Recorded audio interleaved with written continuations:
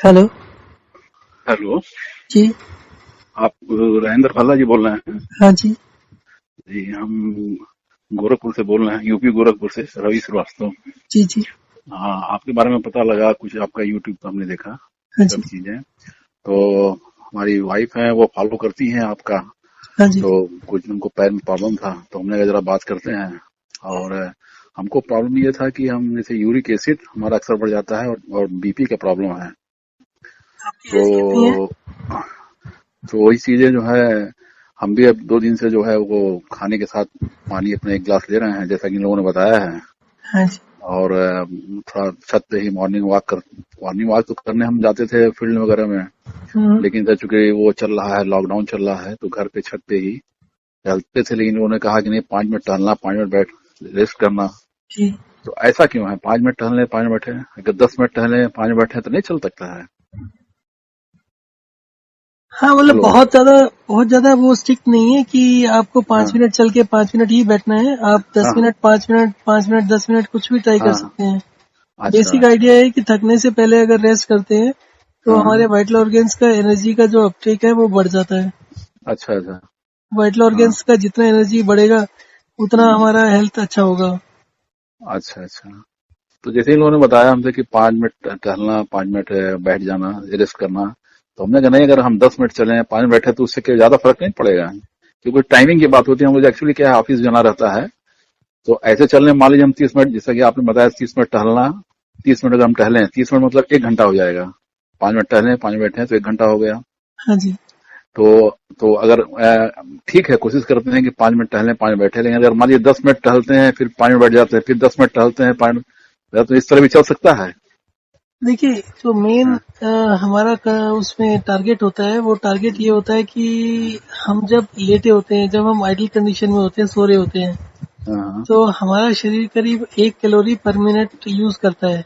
हाँ हाँ हाँ और जैसे जैसे हमारी एज बढ़ती है, ये हाँ मेटाबॉलिक रेट जो होता है, जो हम सोते हुए में हमारी बॉडी का खर्चा होता है, हाँ। वो कम होता जाता है। जी तो आप मानी अगर मान लेते हैं कि हमारा 0.8 हो गया, जी। तो उससे क्या होता है कि धीरे धीरे हम नेगेटिव साइकिल में आ जाते हैं, क्योंकि हमारा वाइटल ऑर्गन्स कम एनर्जी ले रहा है, कम काम कर रहा है। तो हम्म नेक्स्ट डे और कम एनर्जी प्रोड्यूस होगा, और जितना कम एनर्जी प्रोड्यूस होगा, हम्म अगर हम फिजिकल एक्टिविटी को मेंटेन रखते हैं तो धीरे धीरे हमारे वाइटल ऑर्गन्स का अपटेक कम होता जाता है। अब हम्म। जब हम 5 मिनट चलते हैं तो एनर्जी जो जनरेट होती है, जी और जो हम पैदल चलते हैं तो हमारे बॉडी यूज करती है 5 कैलोरी पर मिनट। जी तो अगर हम मान लेते हैं कि फिजिक्स के प्रिंसिपल से जी। कि distance into weight into gravity वगैरह करके, हम्म। वो हमारा 5 में से 3 कैलोरी तो फिजिकल मूवमेंट में खर्च हो रहा है। जी और क्योंकि हम चल रहे हैं तो हमारा जो हार्ट और ब्रेन का वर्किंग है वो इंक्रीज हो गया, तो वो एक हाँ, कैलोरी पर मिनट ले रहा है। तो जी 5 मिनट के बाद में हमारा शरीर क्या करता है कि वो जो 2 कैलोरी पर मिनट हमारे वाइटल ऑर्गन्स ले रहे थे, जी। वो रेस्ट करने के टाइम में धीरे धीरे करके वापस एक की तरफ आने लगता है। तो अच्छा सारा कुछ इस पर डिपेंड करता है कि वो एक पर कितनी देर में आता है। तो वो अच्छा। अगर एक से पहले 1.1 पर भी रहता है, मान लीजिए 20 मिनट रहता है, तो जब हम्म, तक हम 5 मिनट चलने के बाद जितना ज्यादा रेस्ट करेंगे, जितना ज्यादा का जी। मतलब बहुत ज्यादा भी नहीं, मतलब 10 मिनट भी अगर रेस्ट हाँ करेंगे, हाँ हाँ हाँ हाँ। तो बेसिकली हमें फिजिकल एक्टिविटी का कंजम्पशन रोककर वाइटल हम्म, ऑर्गन्स को इंक्रीज करना है। जी तो अगर हम 10 मिनट चलते हैं तो हम फिजिकल एक्टिविटी में ज्यादा कर रहे हैं, और जो हम्म, उसके बाद जो एनर्जी बच जाएगी वो वाइटल ऑर्गन्स यूज करेंगे हमारी। जी जी। तो क्योंकि वो कम बचेगा तो कम इम्प्रूवमेंट होगा। तो हम्म, इसलिए अगर हम कम से कम एक्सरसाइज करके, कम मूवमेंट करके, अगर 3 मिनट मूव करके 5 मिनट करते हैं तो मेरे ख्याल से वो बेनिफिशियल रहता है। क्योंकि अभी भी ठीक है। प्रॉब्लम यही हो रहा है ना कि जिसको भी घूमने जाना आता है वो 30 मिनट 40 मिनट 50 मिनट एक साथ हम्म, घूमते हैं, हाँ और हाँ हाँ। उसके बाद में उनका एनर्जी माइनस में चले जाता है। मैं तो रेगुलर, कम से कम आपको बता दूं, मैं तो आज कम से कम, आज मेरी मेरी एज इसमें 57 ईयर है।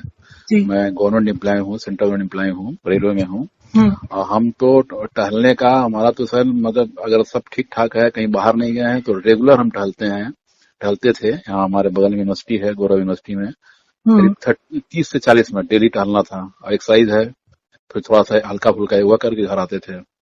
लेकिन वो हमारा यूरिक एसिड और बीपी का जो है वो थोड़ा गड़बड़ हो जाता था। देखिए, और ये आप भी बीपी, प्रॉब्लम। आप एक चीज को समझिए, जी। आप अगर गूगल करके देखेंगे मेटाबॉलिक सिंड्रोम, हाँ। तो पहली चीज तो मेटाबॉलिक सिंड्रोम, मतलब मैं ये कहूंगा कि जो डेफिनेशंस हैं वो एक आम आदमी के समझ में नहीं आती है, इवन एक डॉक्टर की समझ में नहीं आती है। मेटाबॉलिक सिंड्रोम को डिफाइन किया हुआ है कि ब्लड पे किसी भी आदमी को अगर 5 में से 3 कंडीशंस होती हैं तो उसको मेटाबॉलिक सिंड्रोम है। 5 कंडीशंस क्या है? Blood pressure, blood sugar, heart का प्रॉब्लम, कोलेस्ट्रॉल हाई, और सेंट्रल ओबेसिटी की मोटापा ज्यादा है बीच में। सो ये 5 में से 3 क्यों है, 2 क्यों नहीं है, 1 क्यों नहीं है, या 4 क्यों नहीं है, या 5 क्यों नहीं है? इसका कोई लॉजिक नहीं है। अदरवाइज अगर आप इसको सिंपल फॉर्म में देखें तो मेटाबॉलिक सिंड्रोम बोलते हैं कि जब हमारे वाइटल ऑर्गन्स को पूरा एनर्जी नहीं मिल रहा है। तो अगर हम देखते हैं उसको, माइग्रेन को, सर दर्द होता है मान लीजिए किसी के, जी। तो उसको जब सर दर्द हो रहा है, अगर वो 1 मिनट चलता है और 5 मिनट के लिए लेट जाता है तो वो 15-20 मिनट में, आधे घंटे में उसका सर दर्द, माइग्रेन ठीक हो जाता है, माइग्रेन में कन्वर्ट होने से पहले ही। जैसे ही उसका सर भारी हुआ अगर वो ऐसे करता है, और यही चीज अगर वो आधा घंटा 15-20 मिनट चलेगा तो उसका सर दर्द और ज्यादा बढ़ जाएगा। तो उसका मतलब ये भी निकाला जा सकता है कि माइग्रेन भी मेटाबॉलिक सिंड्रोम की ही एक निशानी है।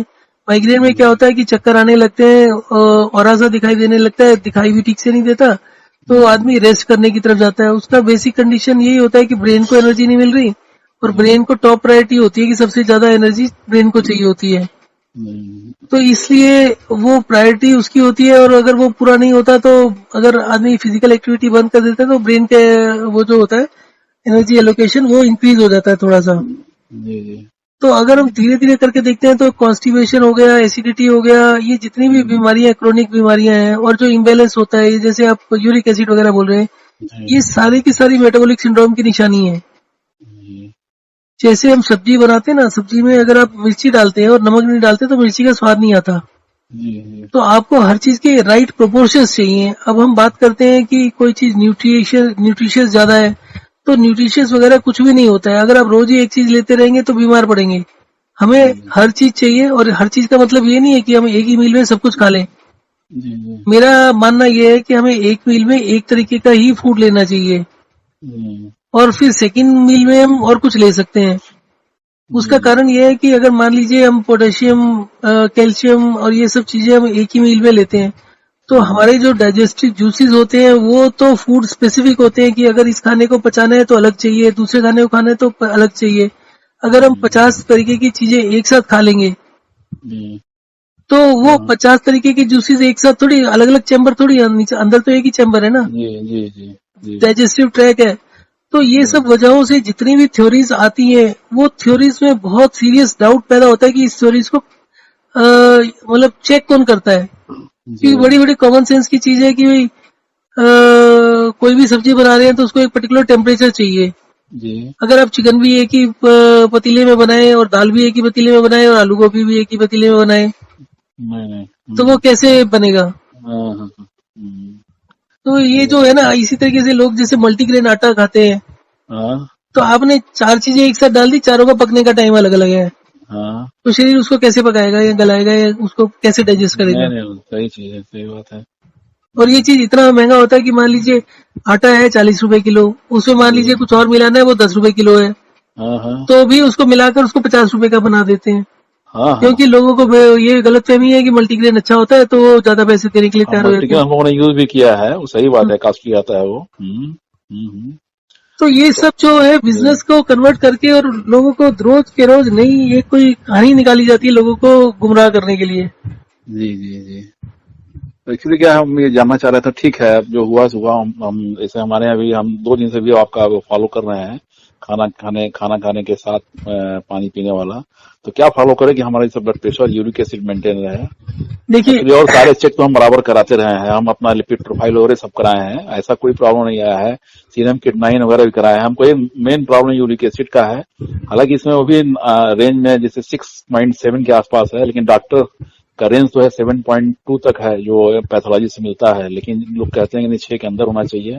और ज्यादा जब बढ़ जाता है तो हमारे एड़ी में दर्द है और अंगूठे के अंगूठे के साइड में जो हड्डी है उसमें दर्द होता है, हम्म। और बीपी का प्रॉब्लम है। बीपी तो फिलहाल अभी तो चेक कराते हैं हम, 50 mg की दवा खाते हैं डेली, एक गोली। देखिए, मैं आपको उसका एक्सप्लेन कर देता हूँ। जी हम जो भी खाते हैं हमारे पेट में जाता है, हमारे जो डाइजेस्टिव सिस्टम है उसमें जाता है। जी। वहां से जो न्यूट्रिएंट्स होते हैं वो ब्लड में एब्जॉर्ब होकर लीवर में जाते हैं और किडनी में जाता है। लीवर जो होता है मैक्रोन्यूट्रिएंट्स को बैलेंस करता है, उसके राइट प्रोपोर्शंस में करता है, जैसे कार्बोहाइड्रेट, फैट्स और प्रोटीन्स हो गए। और जो किडनी होती है वो हमारे जो मिनरल्स वगैरह होते हैं, हार्मोन्स वगैरह होते हैं, एंजाइम्स होते हैं, उसको बैलेंस करता है। जो एंजाइम्स होते हैं उसको तो शायद लीवर ही करता है। जी, एंजाइम लीवर होता है। हाँ। और जो मिनरल्स और जो दूसरी चीजें होती हैं वो हार्मोन्स वगैरह को उसको किडनी करता है। जी जी हाँ। तो इसको राइट प्रोपोर्शंस में करना होता है। जो इम्पोर्टेंस होती है प्रोपोर्शंस की होती है, उसमें टॉक्सिक वॉक्सिक कुछ नहीं होता जो निकालना वगैरह होता है। जी। तो अब इसमें क्या रहता है कि अगर कोई चीज हमारे गलत प्रोपोर्शन में हो गई है तो ये हमारा किडनी और लीवर का जो बेसिक फंक्शनिंग का मैकेनिज्म होता है वो हाइड्रेशन डिहाइड्रेशन होता है। तो इसमें सबसे ज्यादा रोल जो होता है वो खाने का कम और हाइड्रेशन डिहाइड्रेशन का ज्यादा होता है, फ्लूइड का रोल ज्यादा होता है। अगर हम एक दिन ज्यादा पानी पियेंगे तो जैसे आपका यूरिक एसिड ज्यादा आ रहा है तो वो डाइल्यूट हो जाएगा और वो निकल भी जाएगा। दूसरे दिन आप पानी बिल्कुल जीरो कर दीजिए या बहुत कम कर दीजिए, जैसे अभी 600 ml है वो कर दीजिए। एक दिन 4 लीटर ले लीजिए और एक दिन 600 ले लीजिए। तो जिस दिन 600 लेंगे तो जितने मिनरल्स कम होंगे वो ज्यादा हो जाएंगे। तो आपका बॉडी जो है यूरिक एसिड ज्यादा इसलिए बना रहा हो सकता है कि कुछ मिनरल्स आपके कम हुए हैं। अच्छा। तो बॉडी अपने आप से बता रही है। पानी वगैरह हम बहुत पीते थे, जैसा कि पहले मॉर्निंग में दो गिलास करीब पानी पी लेते थे, पानी पी के ही निकलते थे। तो वही कारण होता है बॉडी में सारे मिनरल्स को बैलेंस करने का एक ही सिस्टम है, हाइड्रेशन डिहाइड्रेशन। आप एक दिन 4 लीटर पानी पीजिए, दूसरे दिन आधा लीटर पानी पीजिए और इस साइकिल को हर हफ्ते में एक बार रिपीट करिए तो 2 महीने के अंदर यूरिक एसिड अपने आप आपका रेंज के अंदर आ जाएगा। अच्छा अच्छा जी। आपका कोई भी इम्बैलेंस होता है उसको हाइड्रेशन डिहाइड्रेशन करके ठीक कर सकते हैं। और दूसरा उसका फायदा क्या होता है, जैसे हम पुशअप्स करते हैं या कोई भी एक्सरसाइज करते हैं तो हमारे मसल्स एक बार कॉन्ट्रैक्ट होते हैं और एक बार रिलैक्स करते हैं, एक्सपेंड होते हैं। इस कॉन्ट्रैक्शन और रिलैक्सेशन का प्रोसेस के अंदर उन मसल्स में, उन सेल्स में, टिश्यूज के अंदर ब्लड जाता है न्यूट्रिएंट्स को लेकर। जितना न्यूट्रिएंट की सप्लाई सेल्स में होगी उतना एनर्जी बनेगी, उतना हमारी हेल्थ अच्छी रहेगी। परंतु एक दूसरा फैक्टर होता है कि हमारे हाथ पैर के तो हम एक्सरसाइज कर सकते हैं, इंटेस्टाइन हमारे पेट के अंदर लटकी हुई है, उनको हम कैसे कर सकते हैं? अगर हम भागेंगे तो वो एकदम से उछलेगा, डिस्टर्बेंसेस होगी, परंतु उसके बावजूद भी एक जो अच्छी एक्सरसाइज है उसके लिए, इंटेस्टाइन्स के लिए और इंटरनल ऑर्गन्स के लिए, लेट से ब्रेन है, आपका हार्ट है, हार्ट के जो मसल्स है, आपके किडनी के मसल्स की बात कर रहा हूँ, जो जिससे वो ऑर्गन बना हुआ है, उसमें भी ब्लड सप्लाई जाती है। तो अगर आप एक दिन ज्यादा पानी पियेंगे तो उसके सेल्स, जो टिश्यूज होंगे वो सबसे ज्यादा वो हो जाएंगे, इन्फ्लेट हो जाएंगे, वो स्वेलअप हो जाएंगे। नेक्स्ट डे पानी कम करेंगे एकदम से तो वो डिफ्लेट होंगे। तो इस प्रोसेस के अंदर उन टिश्यूज के अंदर भी ज्यादा से ज्यादा ब्लड सप्लाई, ज्यादा से ज्यादा न्यूट्रिशन जा पाएगा। तो एक वो वाला प्रोसेस कि उसके अब आपके वाइटल ऑर्गन्स की अपनी जो हेल्थ होती है वो इम्प्रूव करती है हाइड्रेशन डिहाइड्रेशन से। और दूसरा फैक्टर ये भी है कि जो बैलेंसिंग होती है वो भी उससे अच्छा होता है। तो आपके जितने भी इम्बैलेंसेस होते हैं, कैल्शियम कम हो रहा है, ये ज्यादा हो रहा है, कुछ कम हो रहा है, कुछ ज्यादा हो रहा है, तो वो सारी चीजें ठीक हो जाती हैं इससे। किसी या कोलेस्ट्रॉल ज्यादा हो, कोई ब्लड थिनर्स वगैरह का जरूरत नहीं पड़ती, आप इसको करेंगे तो 2-3 महीने में वो भी लाइन अप हो जाता है। तो अभी जैसे पानी का, अभी जैसे एक दिन ज्यादा पानी पी लें, हाँ, एक दिन 4 लीटर पी लीजिए और बिल्कुल दिन भर में 24 घंटे में 24 घंटे के मतलब सोते में तो पीना नहीं, जागते में 12 घंटे में 300 ml ले लेंगे तो 3.5-4 के करीब हो जाएगा। तो नेक्स्ट डे जो होगा उसके इमीडिएटली नेक्स्ट डे वो आधा लीटर कर लीजिए। खाने के साथ पानी पी रहे हैं या खाने से 1 घंटा पहले पानी पी लीजिए।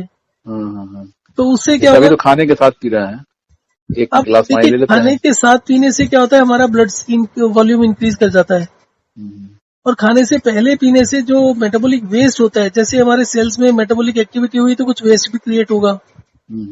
उस वेस्ट को रिमूव करने के लिए सेल्स के बीच में जो स्पेस होता है उसमें फ्लूइड होता है, तो वो फ्लूइड का भी इम्पोर्टेंस होता है। तो हम खाने के साथ पियेंगे तो ब्लड बढ़ेगा, अगर खाने से पहले पी लेंगे जब पेट खाली होगा तो दो काम होंगे। एक तो अगर हमारे पेट में खाने की जो मूवमेंट है वो कम चल रही है तो वो मूवमेंट 1 घंटा पहले पीने से वो क्लियर अप हो जाएगा, और अब नेक्स्ट टाइम खाना खाएंगे तो उसके लिए जगह भी बन जाएगी, और आपके जो एंजाइम्स और आपके जो स्टमक एसिड्स होता है वो भी वापस आकर अपनी जगह पर आ जाएंगे।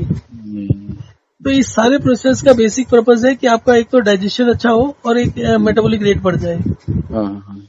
डाइजेशन तो हमारा करीब ठीक चल रहा है। डाइजेशन को अगर हम चल रहा है नहीं, अगर हम डाइजेशन को लेके चलते हैं ना उससे कि हमें मॉर्निंग में मोशन आ जाता है तो वो एक गलत परसेप्शन है। अच्छा अच्छा। क्योंकि अभी मैं आपको एक एग्जांपल बताता हूँ कि मॉर्निंग में तो हमको कोई दिक्कत नहीं होता है, हम तो उठते हैं तुरंत हमको टॉयलेट जाना रहता है। नहीं, पर मैं उसका ना आपको एक एग्जांपल बता देता हूँ। एक लेडी थी 60-65 साल की एज थी उनकी, तो उनको डायबिटीज भी थी। तो उनको क्या हुआ कि कुछ भी खाते थे तो उनको मोशन आ जाता था, पास डायरिया हो जाता था। तो करीब 40-45 दिन तक वो आईसीयू में रहे, हॉस्पिटल से घर आते थे तो इतना वीकनेस था क्योंकि कुछ खाया नहीं जा रहा था, कुछ पच ही नहीं रहा था। तो मेरा उनसे बात हुआ तो पता चला उनको डायबिटीज है। तो मैंने कहा कि आप ब्लड शुगर को कितना मेंटेन करके रखते हैं? वो जी 100 के आसपास रहता है, उससे ज्यादा नहीं जाता, एकदम स्ट्रिक्टली कंट्रोल्ड है।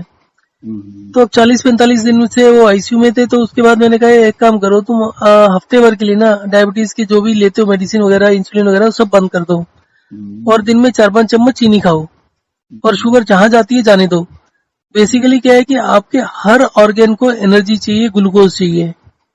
उसको हम डायबिटीज के चलते हुए, डायबिटीज का मतलब ही होता है कि आपके सेल्स में नहीं जा रहा, ऊपर से आप उसको दवाइयां खा करके और कम करते हैं। तो एक्चुअली हुआ क्या कि उन्होंने उनको 1 चम्मच चीनी खिलाया और मतलब मेडिसिन लेने के लिए मना किया और नेक्स्ट डे तक उनका वो ठीक हो गया। तो इस तरीके के और बहुत सारे, अभी 2 दिन पहले की बात है, एक 19 साल का लड़का था, उसको वायरल फीवर हो गया। अब यूजली वायरल फीवर में एंटीबायोटिक वगैरह मेडिसिन देते हैं तो बोल देते हैं बहुत ज्यादा पानी पियो।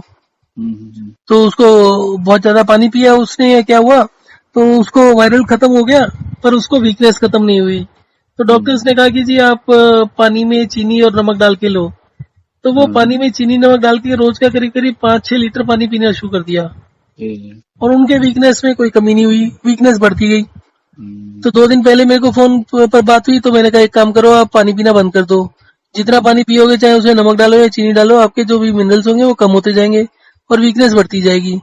तो उन्होंने पानी बंद किया और वॉक एंड रेस्ट चालू किया। वो एक दिन में उनका एनर्जी लेवल बढ़ गया, उनका खाना जो खा नहीं पा रहे थे 1 रोटी भी, वो चालू हो गया। तो इसी तरीके से इसने भी बात तो थोड़ा सा धीरे धीरे माना, जैसे वॉक एंड रेस्ट के लिए बोला था, आप 5 लीटर 6 लीटर से पानी एकदम आधा 1 लीटर करेंगे ना तो उससे क्या होता है कि ब्लड सर्कुलेशन थोड़ा सा अफेक्ट होता है, तो आपको सर दर्द वगैरह होना शुरू हो जाता है।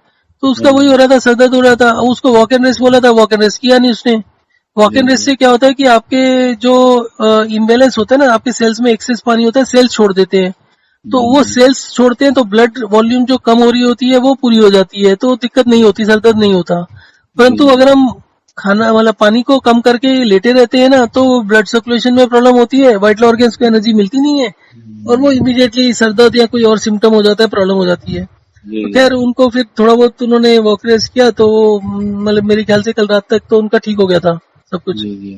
अब 1-2 और इसी तरीके के एग्जांपल्स हैं जहां पर किसी का ब्लड प्रेशर बहुत लो आ रहा है। तो हमारा ब्लड प्रेशर हाई लेवल पे है। हाँ वही मैं कह रहा हूँ ना। हाँ, तो वो सारा इम्बैलेंस की वजह से होता है। ब्लड प्रेशर के लिए क्या करें हम?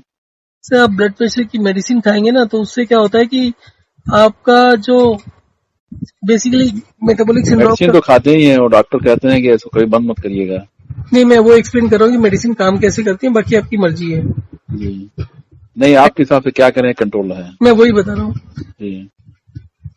मेटाबॉलिक सिंड्रोम का मतलब है कि आपके वाइटल ऑर्गन्स को जितनी एनर्जी चाहिए वो नहीं मिल रही।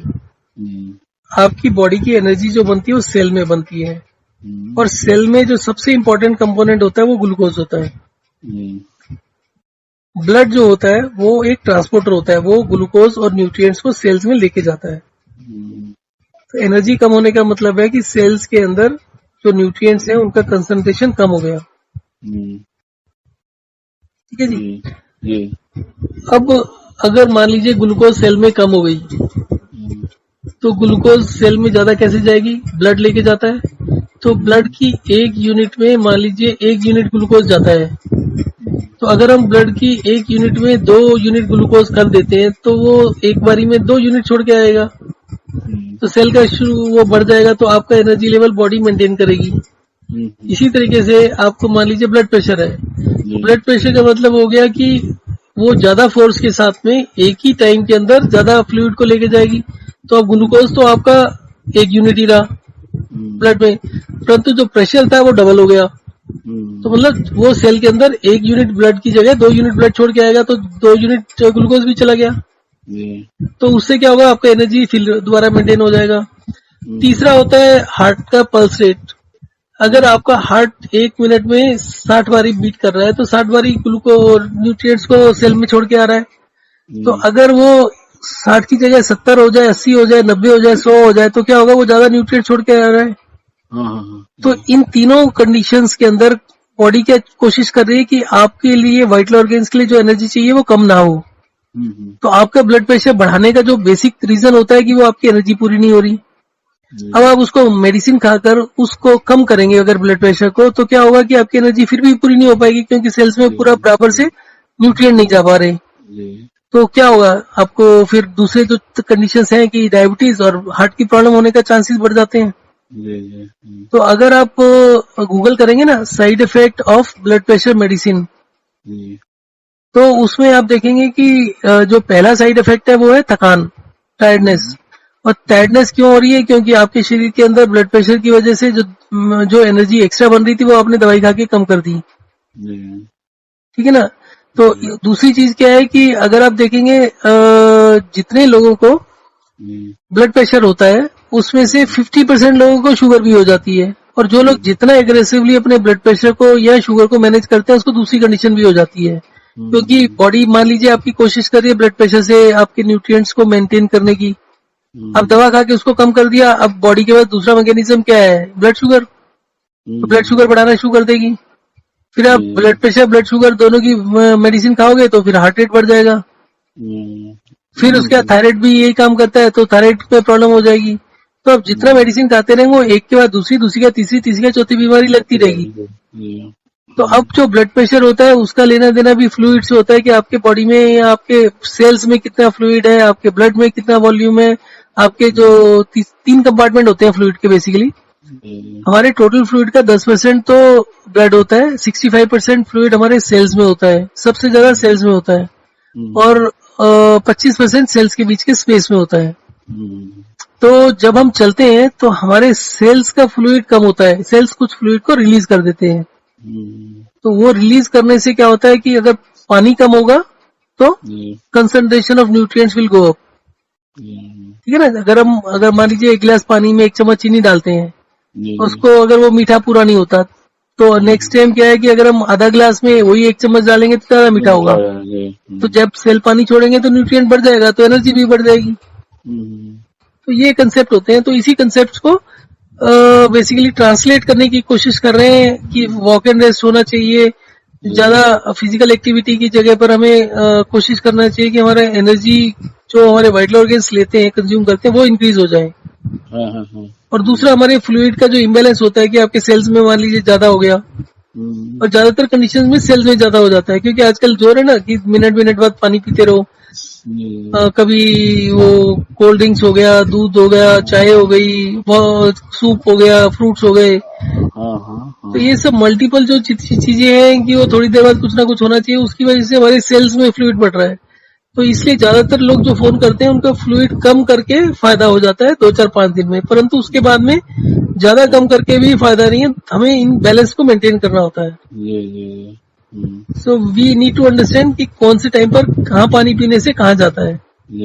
तो अगर आप खाने के साथ पानी पीते हैं, अगर आपका मुंह सूखता है तो सलाइवा बढ़ जाता है, सलाइवा बढ़ने से क्या होता है कि आपके दांतों में जो सेंसिटिविटी और दांतों की जो प्रॉब्लम्स होती हैं और कुछ डाइजेस्टिव इश्यूज होते हैं वो ठीक हो जाते हैं। फिर दूसरा, अगर आपके बैक पेन वगैरह होने लगता है तो उसका मतलब मेटाबॉलिक वेस्ट बढ़ रही है, तो फिर आपको खाने से पहले और टोटल पानी का इंटेक भी बढ़ाना पड़ता है कई बार। अभी तो हम लोग 2 दिन हुआ, अभी हमको फील यही हुआ कि रात में सोते समय पूरे शरीर में गर्मी हुआ और पेट में जैसे एसिडिटी जलन पूरा होने लगा, लेकिन ये कि थोड़ी देर बाद हमको रिलीफ मिल गया।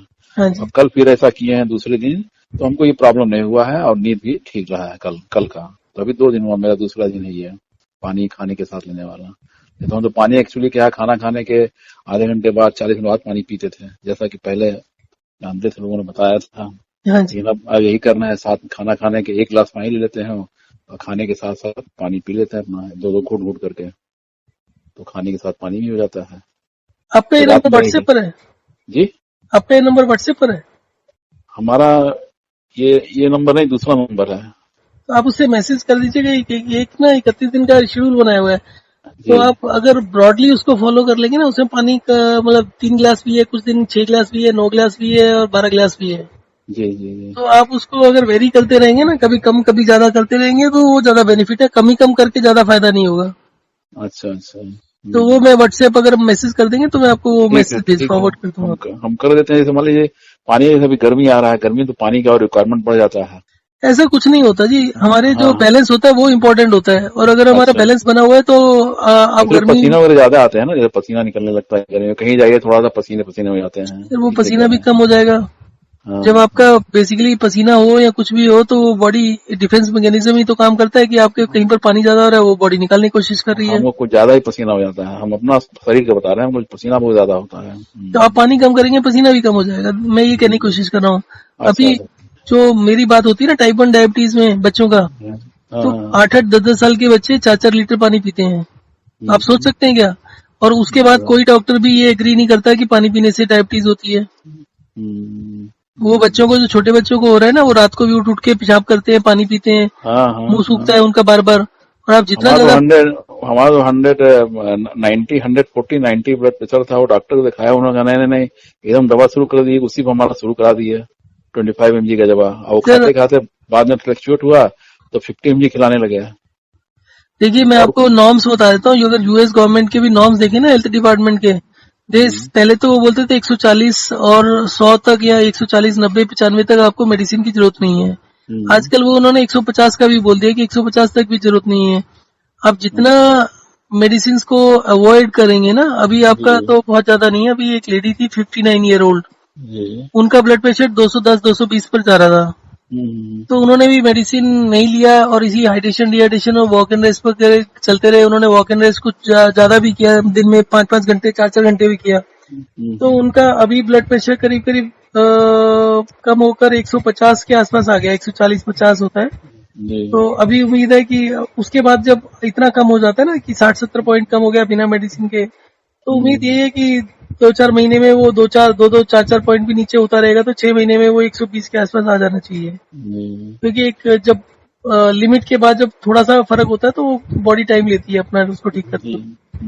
क्योंकि ब्लड प्रेशर का जो बेसिक पर्पज है वो भी अचीव होना चाहिए ना। जी जी। तो कहने मतलब ये था कि अभी हम फिलहाल क्या करें, अभी हम जैसे आप हाइड्रेशन डिहाइड्रेशन चालू करें, और ये मेडिसिन को आप देखिए, जितना ब्लड प्रेशर को आपके पास मॉनिटर तो होगा ही, उसको चेक करते रहिए और छोड़ते हाँ रहिए। हाँ, अभी तो चेक भी करते रहते हैं, इधर तो ठीक चल रहा है, कोई सा प्रॉब्लम नहीं है, हाँ तो इधर छोड़ ठीक दीजिए चल। मेडिसिन और उसको वॉक एंड रेस्ट चालू कर दीजिए। 5-5 मिनट वाला ही करें तो ज्यादा अच्छा रहेगा आपके शुरू अच्छा में। ठीक है ठीक है ठीक है। 2-3 महीने दोनों बाद जब, टाइम दोनों टाइम।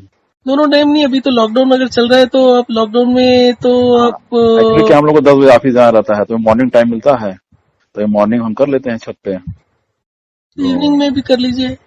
ठीक है और अगर ठीक है। दिन में ऑफिस में भी आपको तो गवर्नमेंट ऑफिस में थोड़ा टाइम मिल जाता है, तो कोशिश करिए हर हाँ हाँ घंटे हाँ में 5 हाँ मिनट चल रहे हैं। हाँ, वो हो जाएगा। हाँ हाँ मतलब हाँ सुबह और शाम को करने के अलावा ना, हर घंटे में भी 10 मिनट और 5 मिनट चल रहे हैं, हाँ हाँ हाँ तो वो भी हाँ, हो बहुत अच्छा जाएगा। रहेगा। बस इतना कर तो लीजिए तो ठीक हो तो जाएगा। ये अभी जैसे पानी क्या करें, अभी जैसे पानी कितना पिए अभी हम? अभी जैसे बढ़ा आप दें? 2 दिन पी चुके हैं आप 600 ml, तो हाँ, 2 दिन हम एक एक। हाँ हाँ तो आज आपकी मर्जी है, आज भी 200 पीना चाहते, मतलब 600 के हिसाब से पीना चाहते हैं, 4 हाँ, लीटर पी पीना लेते हैं। चाहते हैं। आज भी 600 ही पी लेते हैं। आप आज 600 पी लीजिए, फिर कल 4 लीटर कर लीजिए। अच्छा, दिन भर में? ठीक है। पूरे दिन भर में एक टाइम पर एक ही गिलास, कोशिश करिए घंटे में एक गिलास हो, या मतलब 40-50 मिनट का गैप हो 2 गिलास में।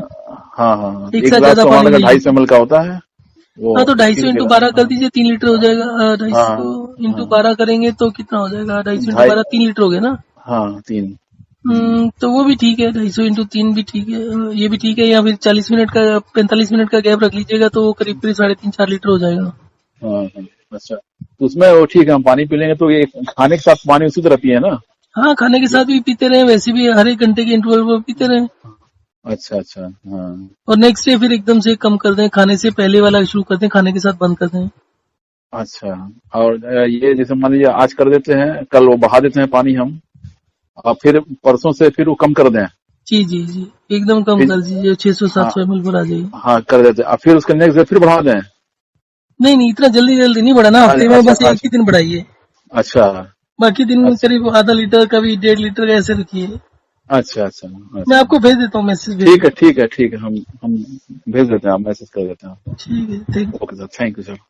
ओके, नमस्कार।